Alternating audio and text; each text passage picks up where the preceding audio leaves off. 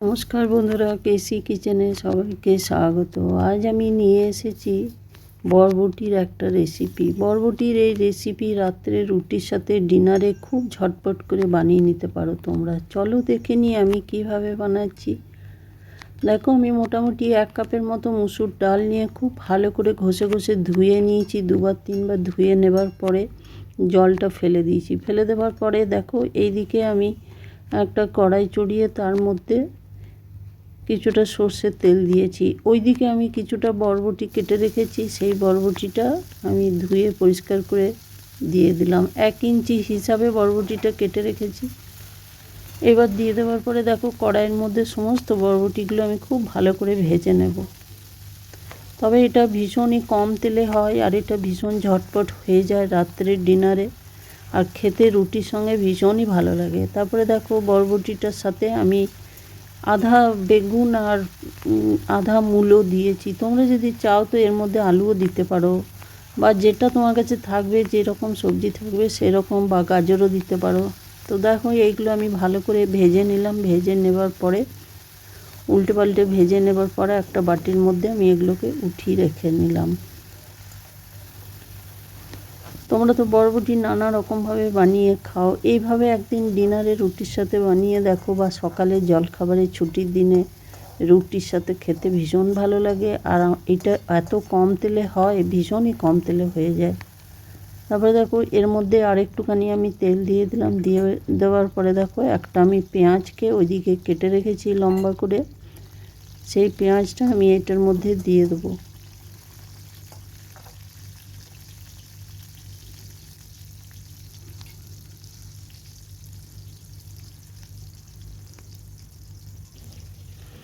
পেঁয়াজটা কেটে রাখার পরে ভাজা হয়ে যাবার পরে দেখো, ওইদিকে যে মুসুর ডালটা আমি ধুয়ে পরিষ্কার করে রেখেছি সেইটা আমি দিয়ে দিলাম। তবে এটা একটু হালকা জল দিয়ে দিতে হবে। কেন কি এটা মুসুর ডাল, এটা বেশিক্ষণ ভাজা চলবে না। একটুখানি নেড়ে চেড়ে নিয়ে আর এটার মধ্যে আমি জল দিয়ে দিলাম। তারপরে দেখো, পরিমাণ মতো আমি হলুদ দিয়ে দিলাম। এবার আমি পরিমাণ মতো নুন দিয়ে দিলাম। ওইদিকে মাথায় রাখতে হবে কতটা আমার সবজি আছে, সেই আন্দাজ করে আমি এর মধ্যে নুন দিয়েছি। নুন দিয়ে দেওয়ার পরে দেখো, মোটামুটি 5-7 মিনিট আমি লো ফ্লেমে ডালটাকে সেদ্ধ করে নিলাম। ডালটা মোটামুটি আমার 80% সেদ্ধ হয়ে গেছে। আমি হাতায় করে দেখো দেখাচ্ছি। তারপরে হয়ে যাওয়ার পর ওইদিকে যে বরবটিগুলো ছিল বা বেগুন মূলো আমি ভেজে রেখেছি, সেইটাও আমি দিয়ে দিলাম। তবে ডালটা 80% সেদ্ধ হয়ে যাওয়ার পরেই তরকারিগুলো দিতে হবে। তরকারিগুলো দিয়ে দেওয়ার পরে দেখো, আরেকটু আমি সামান্য গরম জল দিয়ে দিলাম।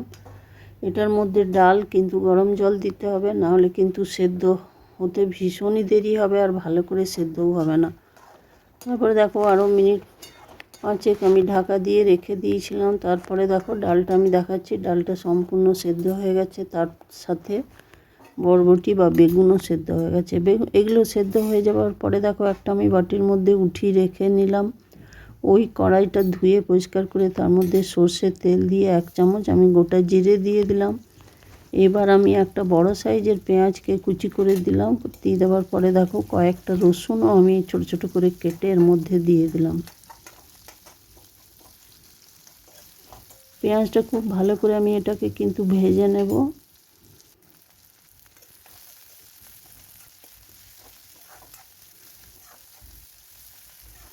আমার রেসিপি যদি তোমাদের ভালো লেগে থাকে তো লাইক, শেয়ার ও কমেন্ট অতি অবশ্যই করে দিও। আর নতুন বন্ধুদের সাবস্ক্রাইব করার অনুরোধ রইল।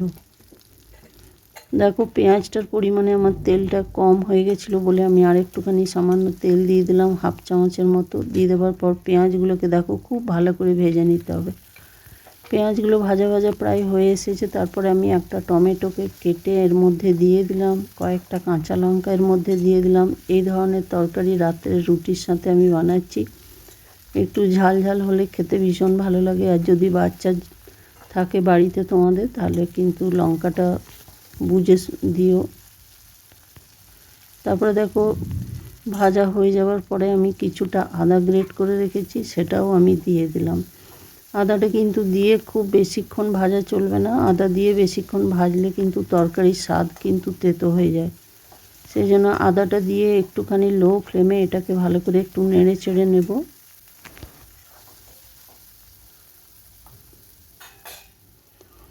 নেড়ে চেড়ে নিলাম। নেবার পরে দেখো ওইদিকে ডালটা আমি যেটা সেদ্ধ করে রেখেছি সেই ডালটা আমি দিয়ে দিলাম। এটা মসুর ডাল, খানিকক্ষণ ধরে যদি রাখা হয় 5-10 মিনিট রাখলে কিন্তু এটার মধ্যে বরবটি ছিল, সেই জন্য একটুখানি এটা শুকনো হয়েছে। তারপরে দেখো এটার মধ্যে আমি গরম জল দিয়ে এটাকে একটু রুটি খাবার মতো পাতলা করেছি। তবে যদি তোমরা ভাতের জন্য বানাও তাহলে আরও কিন্তু এটাকে ঝোল পাতলা করে নেবে বা জল দিয়ে আরও করে নেবে। তারপরে দেখো এইটা আমার ডালটা ছৌঁকে নিলাম, আরেকবার ছৌঁকে নেবার পরে দেখো এর মধ্যে আমি দেখাচ্ছি হাতায় করে। দেখো তরকারিটা কত সুন্দরভাবে আমার হয়ে গেছে। তারপরে এটা একটুখানি আমি আরও ফুটিয়ে নেবো, 1-2 মিনিটের মতো ফুটিয়ে নেবো এটাকে, ডালটাকে, তাহলে কিন্তু খেতে ভীষণ ভালো লাগবে। তারপরে দেখো ওই নামাবার ঠিক আগে আমি 1 চামচের মধ্যে গরম মশলা বলতে এটার মধ্যে তোমরা আলুর দম মশলা বা চিকেন মশলা বা মিট মশলা যাই দাও না কেন 1 চামচের মধ্যে দিয়ে দিলে কিন্তু এই ডালের টেস্ট আরও বেড়ে যায়। ডালটা দিয়ে ওই মশলাটা দিয়ে দেওয়ার পরে একটু ঘেঁটে নেবার পরে দেখো আমি কিছুটা ধনে পাতা দিয়ে দিলাম এটার মধ্যে। ধনে পাতাটা দিলে কি হয়, এটার টেস্টটা আরও ভালোভাবে বেড়ে যায়। তারপর দেখো আমি গ্যাসটা বন্ধ করে দিয়েছি। গ্যাসটা বন্ধ করে দেবার পরে দেখো ঢাকা দিয়ে আমি কিছুক্ষণ রেখে দিলাম। ঢাকা খুলে আমি দেখাচ্ছি কত সুন্দর হয়েছে। ধন্যবাদ।